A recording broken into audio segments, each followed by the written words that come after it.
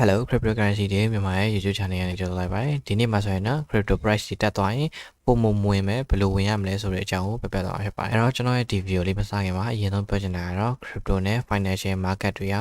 မတော်ရင်ပတ်စံဆုံးရှုံးနိုင်တဲ့ကြောင့်ဒီ video သည် educate အတွက်သာဖြစ်ပါတယ် financial advice မဟုတ်ကြောင်းပြောချင်ပါတယ်အဲ့တော့ကျွန်တော် crypto price တွေတက်သွားပြီဆိုရင်အများသောအားဖြင့်ကျွန်တော်တွေကဒီ move မှာမပါသွားမှာဆိုတော့ကြောင့်တက်နေရအောင် light ဝယ်လေးရှိပါတယ် market ကတက်ပြီးသွားလို့ကြာလာတဲ့အခါမှာဝယ်မိသွားတဲ့လူတွေအဖို့ကတော့ပိုက်ဘောလေးနဲ့ကျန်ခဲ့ပါတယ်အ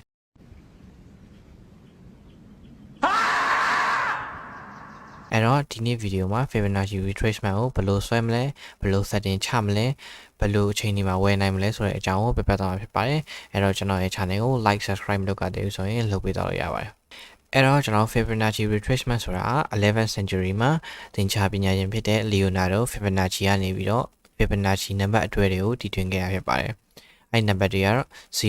1 1 2 3 5 8 13 21 34အစရှိတဲ့ပြင်ပေါ့အဲ့တော့ကျွန်တော် tip တွေတွေက 0.5 ကကြတော့ကျွန်တော်ရှေ့ကအလုံးဖြစ်တဲ့1အစားနဲ့ဆိုရင် 0.5 ရပါတယ်ပြီးတော့ရင်ကျွန်တော်နာမည်ကြီးတဲ့ 0.61 retracement ကြတော့ဒီ number တွေတွေက Beijing cat တစ်လုံးနဲ့စားမယ်ဆိုရင် 0.618 ရပါတယ် example ပြောရမယ်ဆိုရင်21အစား34ဆိုရင် 0.6176 ရပါတော့ပြောရမယ်ဆိုရင် 0.618 ပါပဲအဲ့တော့ဒီ number တွေတွေကတစ်လုံးချနဲ့စားမယ်ဆိုရင်13အစား34ဆိုရင်ကျွန်တော် 0.382 ရပါပေါ့ဒီ numberတွေတဲ့နှလုံးချနဲ့စားမယ်ဆိုရင် 0.236 နဲ့ပို့လို့နီးလာရပါတော့အဲ့လိုပါပဲ Fibonacci sequence တွေကတော့အဲ့တော့ကျွန်တော် market တွေမှာကျွန်တော်ဘယ်လိုသုံးလဲဆိုရင် market တွေက down trend ဖြစ်နေရပြီးတော့ရုတ်တရက်တက်သွားရဆိုရင် Fibonacci retracement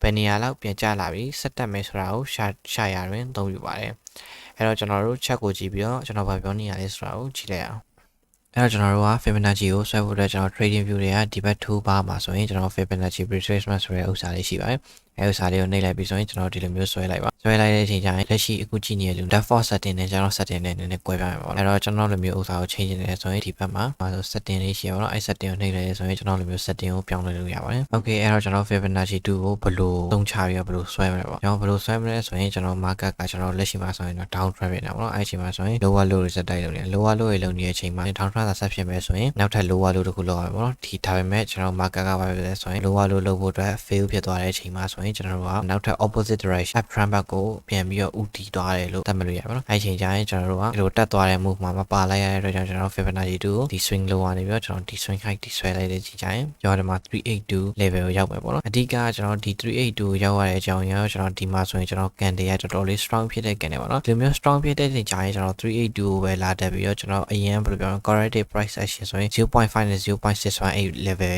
golden ratio လာလေးရှိရပေါ့နော်ဒီ level နှစ်ခုကကြတော့ကျွန်တော်1နေ level ပေါ့နော် okay ဒီ level နောက်ရောက်တယ်ဆိုရင် price ကကျွန်တော်ဒီလို pull back လာပြီးတော့နောက်ထပ်ကျွန်တော် reverse ဖြစ်ဖို့အတွက်များတယ်ပေါ့နော်ဒီ level နှစ်ခုကတော့သတိထားရ level နှစ်ခုပါအဲ့တော့ဒီ level 3ခုကကျွန်တော် take profit level ပေါ့နော်အဲ့ကိုက 0.5 နဲ့ 0.6 မှာဝယ်လိုက်ပြီးဆိုရင်ကျွန်တော်ဒီ level ရောက်တဲ့အချိန်ကျရင် take profit ယူရမှာပေါ့အဲ့တော့ဒါကတော့ example 1အဲ့ကျွန်တော်ဒီမှာ example နောက်တစ်ခုကိုပြအောင်အဲ့တော့ကျွန်တော်ဒီဥစ္စာကိုကျွန်တော်တို့ swing leg ကြီး move flame မှာမပါလဲရအောင်ဆိုကျွန်တော်ဒီဥစ္စာကြီး swing leg တစ်ခုနဲ့မြင်နေဆိုရင်တော့ကျွန်တော်ဒီ swing low ကနေပြီးတော့ဒီ swing high ဒီဆွဲလိုက်တဲ့ချိန်ကျရင်ကျွန်တော်တို့ရဲ့ retracement 0.5 retracement ကိုလာရပေါ့နော်ခုနကပြောတဲ့အတိုင်းပဲကျွန်တော်တို့ကအဲ့လိုမျိုး trend ကအရင် strong ဖြစ်တဲ့ချိန်ကျကျွန်တော် 0.5 နဲ့ 0.618 retracement ကိုလာတတ်တယ်အဲ့တော့ကျွန်တော်တို့ကဘယ်လိုဝယ်ကြမလဲပေါ့အဲ့တော့ဘယ်လိုဝယ်ကြမလဲဆိုကျွန်တော်တို့ကဒီလိုမျိုး 0.5 နဲ့ 0.618 တို့ရောက်ပြီဆိုတာနဲ့ blindly ဝယ်မှာမဟုတ်ဘူးပေါ့နော်အဲ့တော့ကျွန်တော်ဒီ level ရောက်ပြီဆိုတာနဲ့ကျွန်တော် rejection ကြည့်မယ်ပေါ့နော်ဒီ example မှာဆိုရင်ကျွန်တော်ဒီမှာဆိုရင် triple bottom ကိုတွေ့ရမှာပါအဲ့တော့ဒီလိုမျိုး triple bottom တွေ့ပြီးတော့ကျွန်တော် bullish candle ပေါ့နော် bullish engulfing candle တွေ့ပြီးဆိုရင်ဒီကနေပြီးတော့ဝယ်လိုက်တယ်ဆိုရင်ကျွန်တော် take profit ကတော့ 0.25 လောက်ထိယူလို့ရတယ်ဒီကနေဝယ်လိုက်တယ်ဆိုရင်ကျွန်တော် 8% လောက်ဟို profit ရတယ်ပေါ့နော်သတိထားမှာတကူတော့ကျွန်တော်လက်ရှိကကျွန်တော် bear market မှာဖြစ်တဲ့အတွက်ကြောင့်ဒီလိုမျိုး rally တွေက counter rally ဖြစ်တဲ့အတွက်ကြောင့် take profit ကိုမြန်ယူရမှာပေါ့နော်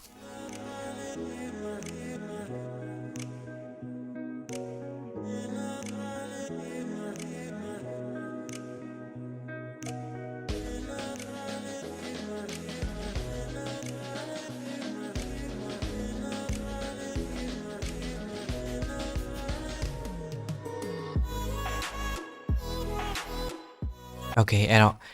့ဒီနေ့ဒီ video တော့ကတော့လောက်ပါပဲဒီ video သဘောကျရဆိုရင်ကျွန်တော်ရဲ့ channel ကို like subscribe လုပ်ပေးထားလို့ရပါတယ်အဆုံးထိကြည့်ရှုပေးရတဲ့အတွက်ကျေးဇူးတင်ပါတယ်အဲ့တော့နောက်ပတ်ကြပြန်တွေ့ရပါ bye bye